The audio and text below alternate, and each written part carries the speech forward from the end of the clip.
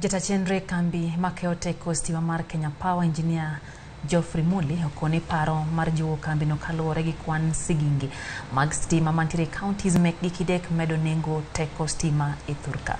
Muli ne otwaka kod komiti mar teko e od bura mamalo e boma ma Mombasa. Okoni onge chik ma yiene tend counties choko mo makamano kwa kuom gini mar pek mar chulo stima biro dok ne oganda jo Kenya.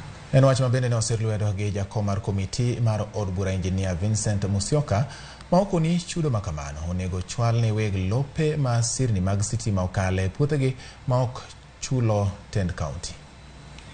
Governor Sakaja and he understood, and I think they have stopped pursuing that issue because it will affect common mwananchi by the end of the day.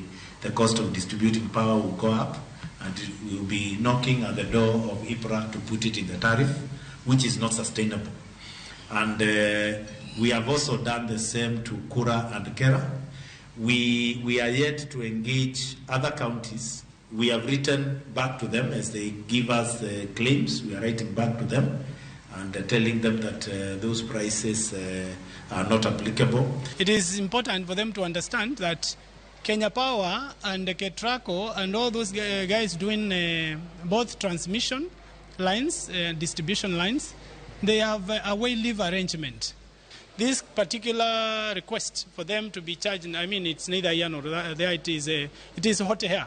And we do not have a plan to admit such things into our budgets because it shows lack of creativity in a way to only make sure the Kenyans pay more expensive power.